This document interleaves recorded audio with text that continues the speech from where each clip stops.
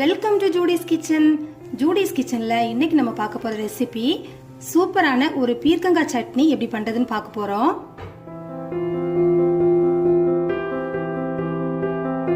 இப்போ இந்த சட்னி பண்றதுக்காக 2 பீர்க்கங்காய் எடுத்துக்கிறேன். இப்போ நம்ம இதுல இந்த ஷார்ப்பா இருக்கிற இந்த இதை வந்து நம்ம பீல் பண்ணி எடுத்துடலாம். தோல் வந்து எடுக்க வேண்டாம். இந்த ஷார்ப்பா இருக்கிற அது மட்டும் நம்ம வந்து இந்த மாதிரி பீல் பண்ணி எடுத்துடலாம்.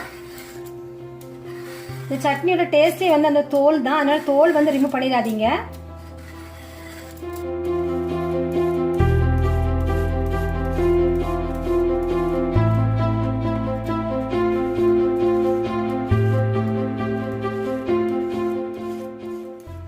இப்போ இதை நம்ம நல்லா கழுவி கட் பண்ணி எடுக்கலாம்.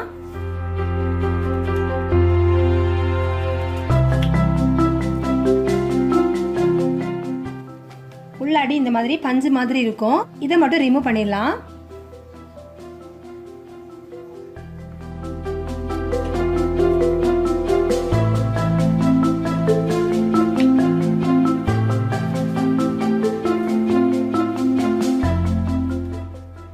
காயை இந்த மாதிரி சின்ன சின்னதா கட் பண்ணி எடுத்தாச்சு.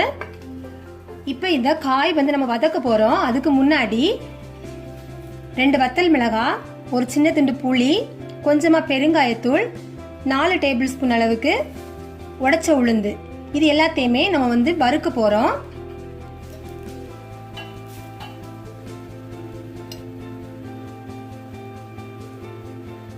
ஒன்றரை டேபிள் ஸ்பூன் எண்ணெய் ஊத்தி இப்ப நம்ம வறுக்க எடுத்து வச்சதெல்லாம் வறுத்துடலாம். ஃபர்ஸ்ட்ல நம்ம வந்து உளுந்து பருப்பு போட்டுடலாம்.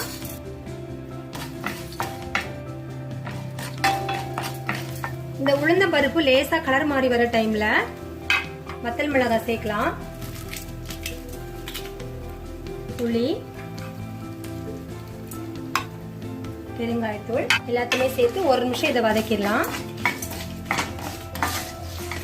இப்போ வத்தல் மிளகாய், இந்த உளுந்த பருப்பு எல்லாமே நல்லா சிவக்க நம்ம வறுத்தாச்சு. இப்போ இதை எடுத்து இன்னொரு பாத்திரத்தில் நம்ம டிரான்ஸ்ஃபர் பண்ணிடலாம். இப்போ நம்ம அதே பாத்திரத்திலேயே இன்னும் 1 டேபிள் ஸ்பூன் அளவு எண்ணெய் சேர்த்து அந்த காய் வதக்கிடலாம்.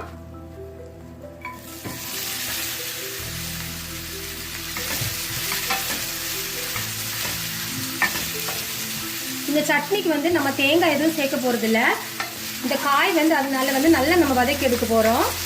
அடுத்த சிம்ல வச்சு 8ல இருந்து 10 நிமிஷம் வரைக்கும் இந்த காய் நல்லா வதக்கி எடுத்துடலாம்.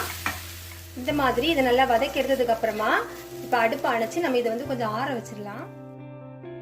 இப்ப நம்ம ஒரு மிக்ஸி ஜார்ல ஃபர்ஸ்ட்ல வறுத்து வச்சிருந்த இந்த உளுந்தம் பருப்பு, மிளகாய் வத்தல்லாம் சேர்த்து இப்ப அரைச்சிடலாம், தண்ணி சேர்க்காம. இந்த மாதிரி கொஞ்சம் கொரகொரப்பா வந்து அரைச்சதுக்கு அப்புறமா இப்போ நம்ம வதக்கி வச்சிருக்கிற காய் சேர்த்து அரைக்கலாம். இன்னைக்கு தேவையான அளவு உப்பு சேர்க்கலாம். இப்போ இந்த மாதிரி கொஞ்சம் அரைச்சிட்டு இதுல கொஞ்சமா தண்ணி சேர்க்கலாம்.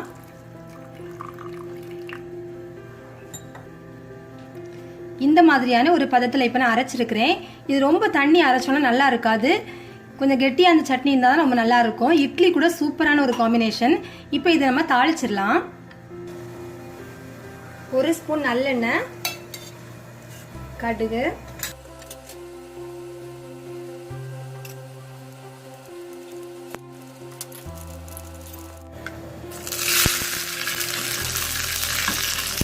கறிவேப்பிலை போட்டு இந்த சட்னியில சேர்த்துடலாம்.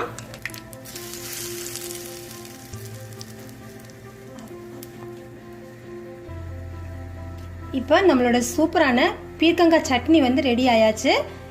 இட்லி கூட வந்து இந்த சட்னி வந்து ரொம்ப நல்ல டேஸ்டா இருக்கும். எல்லாரும் இந்த ரெசிபியை நீங்களும் ட்ரை பண்ணி பாருங்க. இந்த வீடியோ பத்தின கமெண்ட்ஸ் எனக்கு போஸ்ட் பண்ணுங்க. இந்த வீடியோ பிடிச்சிருந்தா லைக் பண்ணுங்க, ஷேர் பண்ணுங்க. தேங்க்யூ.